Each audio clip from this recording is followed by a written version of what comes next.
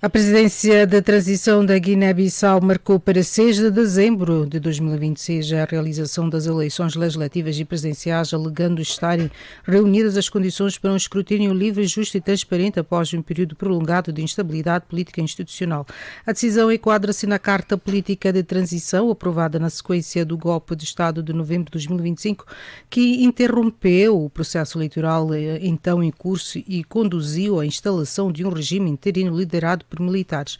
Num contexto marcado por detenções de figuras da oposição, limitações operacionais da Comissão Nacional de Eleições e há dúvidas quanto à legalidade e à legitimidade do processo político em curso, vamos ouvir agora o jurista guineense Dr. Luís Vaz Martins para uma leitura jurídica e constitucional do atual momento do país. Muito boa noite, Dr. Martins, bem-vindo aqui ao programa.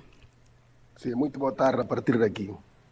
Sim, Dr. Martins, do ponto de vista jurídico-constitucional, a presidência de transição dispõe de legitimidade para marcar eleições gerais nos termos em que o fez? Não, não pode. Se não vejamos, tem aqui um conjunto de atos sincronizados que visam um conjunto de estratégias bem pensado. Recentemente falou-se da aprovação de uma suposta nova Constituição sem mandato popular. A revisão constitucional implica critérios muito rígidos que devem ser respeitados e que, na pior das hipóteses, implica sempre a participação popular, mesmo que não seja por via de um referendo. Mas nos termos constitucionais, portanto, implica uma maioria qualificada e essa maioria é uma maioria de deputados eleitos pelo povo.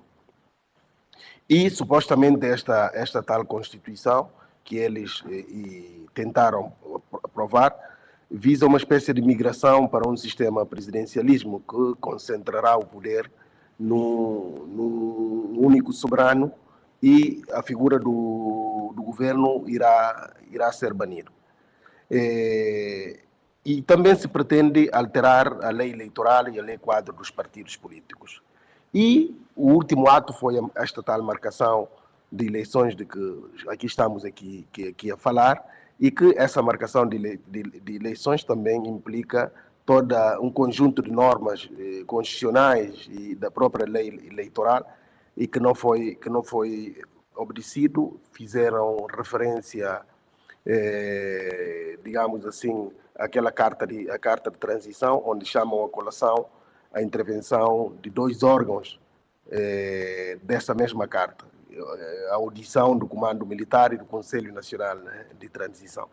Olha, respondendo à sua questão, isso tudo enquadra-se no quadro de uma anarquia que se pretende normalizar e, como disse, e bem, isso integra um conjunto portanto, essas ações, aliás, visam uma estratégia que é a consolidação do autogolpe havido no mês de novembro do ano passado e que interrompeu o processo eleitoral e, a partir desse próprio, a marcação de eleições, pretende-se a consolidação, a normalização do status quo, através da criação de um quadro jurídico que concentra os poderes no Presidente da República e essa alteração do quadro jurídico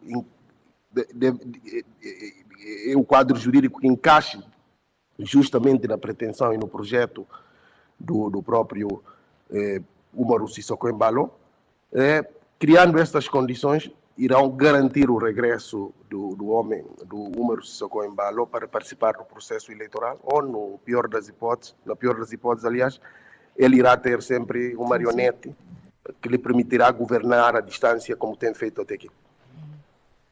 Sim, doutora. E o decreto presidencial sustenta que estão reunidas as condições para eleições livres e transparentes, mas a CNE afirma que não dispõe de meios técnicos e materiais. Que consequências jurídicas pode ter esta contradição?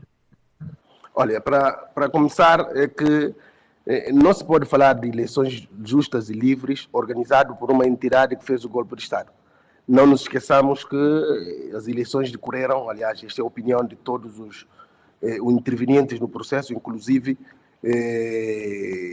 os observadores internacionais, tanto no quadro africano, subregional, CDAO, quero dizer, e assim como no quadro da própria intervenção de outros países que cá estiveram a observar eleições. Portanto, os que criaram este ambiente de interrupção do processo eleitoral, tida como livres e justas e transparentes, é o próprio comando militar.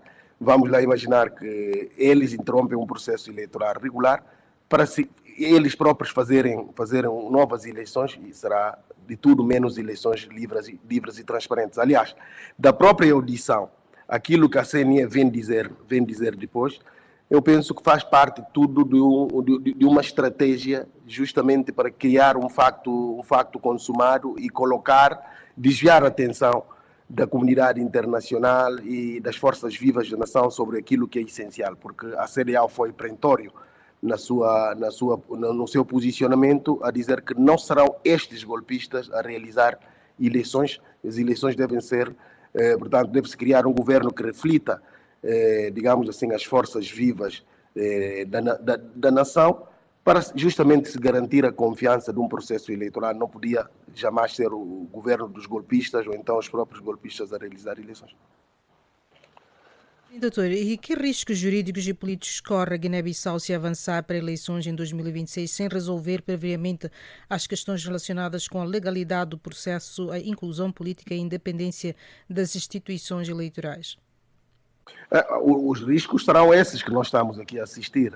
A possibilidade de serem afastados todos os adversários, aqueles que têm aceitação popular, a continuidade de detenções arbitrárias e fora de qualquer quadro legal ou constitucional, e não havendo, como eu disse, esse quadro, ou quando se começa a problematizar a impossibilidade de realização de eleições, permitir a continuidade dessa tal transição que eles pretendem realizar, será o fim, na realidade, da democracia e imposição de vontade de indivíduos ou de grupos perante a democracia, ou seja, a democracia que alguma vez já se viveu e que nós, enquanto guineenses, conhecemos no passado, será coisa do passado, para entrarmos numa espécie de embuste portanto, de um regime ditatorial com vestes de legitimação através das urnas, que será uma fraude anunciada jamais vista. Sim, e por último, como é que avalia, à luz do direito internacional, dizia direito nacional e de direito internacional, a detenção prolongada de dirigentes da oposição e o seu impacto na igualdade de condições entre os concorrentes eleitorais? Os sinais nessa direção já tinham sido dados. Aliás, o próprio Umaru Sissoko Embalo já tinha prometido durante a campanha que iria proceder detenções e identificou indivíduos que podiam ser alvos dessa detenção, inclusive o próprio presidente da Assembleia Nacional Popular, o engenheiro Domingos Simões Pereira. E isso materializou-se. Agora, aqui no quadro legal, não se pode falar propriamente de uma detenção, porque uma detenção tem regras pré-estabelecidas. Estamos a falar aqui perante o rapto ou sequestro do indivíduo sem qualquer tipo de acusação legal, que já se encontra com privação de liberdade há mais de 50 dias. É um quadro de afastamento liminar de todos aqueles que têm alguma expressão popular, alguma aceitação popular, e será um quadro muito negativo, e no plano internacional será um muito mau exemplo para aquilo que é a tentativa da democratização do nosso continente, ou seja, por via de golpes de Estado vão-se fazendo regras e mudando regras a bel prazer dos seus próprios mentores. E isso seria muito mal, aliás, e o próprio pronunciamento do Parlamento Europeu da CDAO, se desta vez não se concretizar de nada em concreto, será um incentivo para que esse exemplo se venha a espalhar para outros países fora, inclusive nos países onde a democracia tem algum nível de consolidação. Muitíssimo obrigada, Dr. Vaz Martins, por estar aqui no programa e continuação de uma boa noite para si. Igualmente para si também. Obrigada. E essas foram as palavras do Dr. Luís Vaz Martins, jurista guineense, falando-vos a partir da cidade de Lisboa, Portugal. Fica a seguir com Venâncio José com as notícias do desporto.